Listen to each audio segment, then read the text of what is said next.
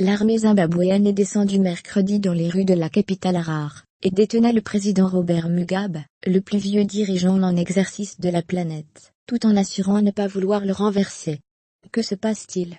Selon des témoins, un convoi de véhicules militaires a été vu mardi, près d'Harare, et des coups de feu entendus dans la nuit près de la résidence privée de Robert Mugabe, 93 ans, qui dirige le Zimbabwe d'une main de fer depuis son indépendance en 1980. Un véhicule militaire posté à un carrefour de Harare, le 15 novembre 2017. Copyright, AFP. Un véhicule militaire posté à un carrefour de Harare, le 15 novembre 2017. Copyright, AFP. Mercredi matin, des blindés de l'armée contrôlaient les accès au Parlement, au siège du parti au pouvoir, la ZANU-PF, et aux bureaux dans lesquels le chef de l'État réunit généralement ses ministres. Pour le reste, l'activité était proche de la normale dans la capitale, selon des journalistes de l'AFP.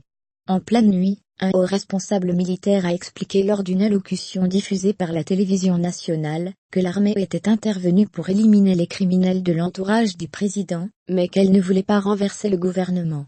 Ce n'est pas un coup d'État militaire contre le gouvernement, a martelé le général Sibusiso Moyo. Où est le président Mugabe?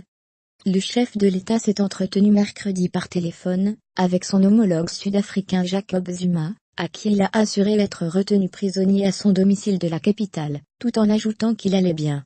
Une capture d'écran montrant le général Sibusiso Moyo, s'exprimant à la télévision zimbabwéenne, à Harare, le 15 novembre 2017. Copyright de Mwamavaga Afpune, capture d'écran montrant le général Sibusiso Moyo, s'exprimant à la télévision zimbabwéenne, à Harare, le 15 novembre 2017. Copyright de Wamavaga AFP. Dans la nuit, le général Moyo avait assuré que le chef de l'État et sa famille étaient sains et saufs, et que leur sécurité était garantie, sans donner plus de détails. Aucun détail n'a été donné sur la situation de son épouse Grace. Sa succession en arrière-fond. Malgré son grand âge et une santé fragile, Robert Mugabe a été investi par la ZANU-PF, pour briguer un nouveau mandat lors des élections de 2018.